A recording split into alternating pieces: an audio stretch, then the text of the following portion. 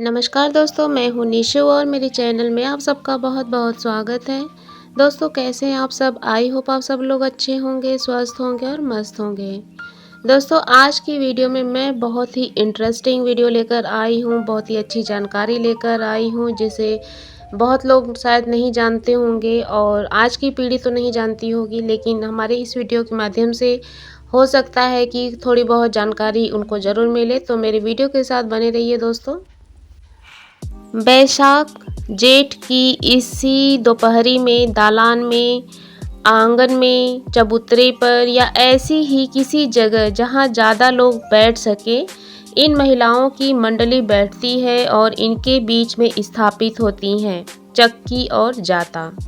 ये मंडली गेहूं को आटा बना देती हैं, दलहन की फसलों को दर कर दाल बना देती हैं, चने को भी सत्तू और बेसन में बदल देती हैं। मेहनत का ये काम इतना आसान तो है नहीं, तो इसे आसान बनाता है जत्सार गीत। जी हाँ दोस्तों, ये आप सोचेंगे कि गीत में ऐसा क्या है कि कोई भी हार्ड वर्क को ये कैसे इजी बना सकते हैं। तो मतलब आइए उसी के बारे में हम आज इस वीडियो में बताएंगे। दोस्तों, बैसाख लग गया है, धूप अब कड़ी होने लगी है, फसल पककर घर आ चुकी है और अगर खलिहान में है तो उनके घर आने का सिलसिला जारी है। गर्मी और तपिश के बीच देह चिलचिलाती दोपहरी में आराम मांगती है, लेकिन गांव की उन औरतों के हिस्से आराम कहाँ जो गृहस्थी में रची बसी हैं। ये औरतें भी सिर्फ औरत भर नहीं हैं, ये हैं सास, जेठानी, देवरानी, ननद भाभी और इससे भी आगे बढ़कर चाची, काकी, मौसी, बुआ और आजी। दोस्तों, आज ये जो मैं वीडियो आप लोगों के सामने लेकर आई हूँ, ये बातें बताते हुए मुझे भी अपनी दादी और मम्मी की बातें और वो याद आती हैं, उनके समय की जो बातें हैं जो वो हमें बताते थे। आज की डेट में वो हमारे साथ नहीं है, लेकिन उनकी यादें और उनकी बातें मतलब हमेशा जहन में रहती हैं। जब भी कुछ ऐसी बातें उभर कर आती हैं तो और भी तरोताज़ा हो जाती हैं। दोस्तों, उम्र के फासले से ये सभी भले ही अलग अलग रिश्तों में बंधी हों, लेकिन सबका सुख सबका दुख एक सा। श्रम इनकी पहचान है और अब जब अनाज घर आ गया है तो उसे खाने लायक बनाने का काम इनके जिम्मे में है। जब हर घर आंगन में जमती थी चक्की। दोस्तों, बैसाख जेठ की इसी दोपहरी में जब आराम भी पैर पसार कर आराम फरमाता है, तब दालान में, आंगन में, चबूतरे पर या ऐसे ही किसी जगह जहां ज़्यादा लोग बैठ सके, इन महिलाओं की मंडली बैठती है और इनके बीच में स्थापित होती है चक्की और जाता। दोस्तों, ये मंडली गेहूं को आटा बना देती हैं, दलहन की फसलों को दर कर दाल बना देती हैं और चने को सत्तू और बेसन। और दोस्तों, ये जो भी बातें मैंने आपको बताई, ये आज की बात नहीं है, ये उस युग की बातें हैं और जो महज 2 या 3 दशक पहले की ही गुजरा है। कम से कम समूचे उत्तर भारत से लेकर बिहार और बंगाल तक ऐसा नज़ारा आम था। घर की रसोई का काम निपटाकर साफ सफाई और कपड़े वगैरह धोने सुखाने के बाद करीब 12-1 बजे दोपहर में जत्सारी, यानी कि आपको बता दें दोस्तों क्या है जत्सारी, जाता पर अनाज पीसने वाली मंडली, जैसा कि आप पिक्चर में देख रहे हैं अभी सामने, इसको जाता बोलते हैं और इस पर जो गेहूं चना पीसा जाता है उसको जाता बोलते हैं और जो मंडली होती है उसे जत्सारी कहते हैं। फिर बारी बारी से अड़ोस पड़ोस तक के घरों के अनाज पीस लिए जाते थे। चक्की और जाता की आवाज़ में था संगीत। दोस्तों, चक्की चलती रहती थी, उसकी घिर घिर की आवाज़ ही संगीत हो जाया करती थी और इसी धुन पर गाए जाते थे जत्सार गीत। जत्सार गीत कैसे होते हैं, कैसे गाए जाते हैं, इसे देखना समझना हो तो आप ब्लैक एंड वाइट वाले एरा में झांक आते हैं, आप वहाँ पे देख सकते हैं। और बहुत सारे इस मूवी में, मतलब पुराने समय की जो मूवीज़ हैं उसमें भी इनको दिखाया गया है। दोस्तों साल 1959 में एक फिल्म आई थी हीरा मोती। इस फिल्म में एक बहुत ही खूबसूरत भोजपुरी गीत है जिसे तब के ज़माने की मशहूर अदाकारा निरूपा राय और शुभा खोटे पर फिल्माया गया था। बलराज साहनी भी फिल्म में बतौर अभिनेता शामिल थे और फिल्म में एक सीन है कि निरूपा राय चक्की चला रही हैं और इसी दौरान ये गाना गाया जाता है। तो गाने की लाइन है, कौन रंग मुगवा कौन रंग मोतिया, कौन रंग ननदी तोरे बिरना, सबज रंग मुंगवा सफ़ेद रंग मोतिया, सवर रंग भौजी मोरे बिरना। तो आप गाने की लाइन को ध्यान से सुनिए, कितना खूबसूरत लाइन है। और इस गीत में बता रहे हैं कि भाभी ननद से कह रही है कि बताओ ननद मूंग किस रंग की होती है, मोती किस रंग की होती है, तुम्हारे भैया किस रंग के हैं। इस पर ननद भी जवाब देती हैं कि मूंग हरे रंग की है, मोती सफ़ेद रंग के हैं और मेरे भैया सावले सलोने हैं। फिर ननद कहती है, टूट गईले मुंगवा बिखर गईले मोतिया, टूट गईले मुंगवा बिखर गईले मोतिया, बिसर गईले हाय भौजी मोरे बिरना। मूंग टूटकर बिखर गई, मोती भी बिखर गई और भाई मेरे भैया क्यों नाराज हो गए।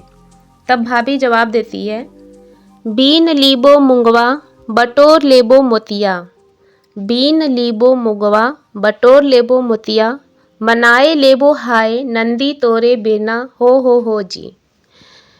सुनो नंदा, मूंग जो है बिन लूँगी, मोती बटोर लूँगी, मूंग बीन लूँगी मोती बटोर लूँगी और सुनो तुम्हारे भैया को भी मैं मना लूँगी।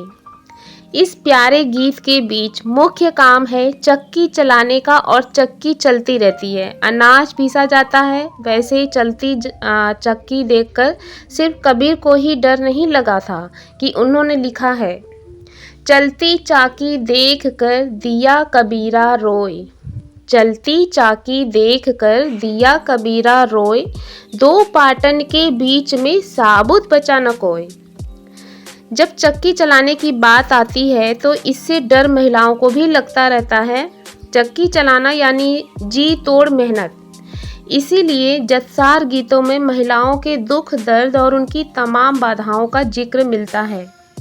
जो बातें वो आसानी से नहीं कह पाती हैं, ऐसी कथनी भी जातसार गीतों की पंक्तियाँ बन जाती हैं।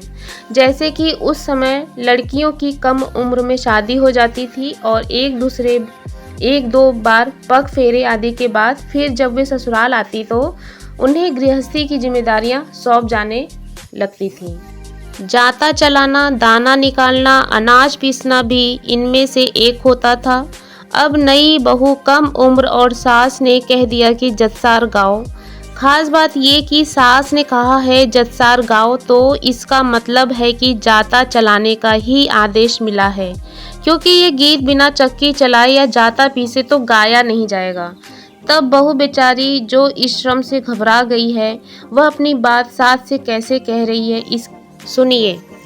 रामा चले नाही छोट छोट हथवा रे ना, बड़ बड़ दतवा के बड़ लागे जतवा रे ना। बहू कह रही है कि मेरे छोटे छोटे हाथों से जाता तो चल ही नहीं रहा है, इसके बड़े बड़े दांतुए मेरे हाथ लग जा रहे हैं जिनसे मैं घायल हो रही हूँ। जत्सार एक तरह का श्रम गीत है दोस्तों। श्रम में थकान कम हो और काम में रस मिले, इसके लिए ये गीत बड़े मरहम की तरह काम करते थे। जत्सार गीत की स्वर लहरी एक तय अंतराल के बाद उभरती थी ताकि बीच बीच में दम लिया जा सके। जात के मुंह में मुट्ठी भर अनाज डाला जाता था और फिर हत्था पकड़कर घुमाया जाता था। अनाज डालने को झीक डालना कहते थे।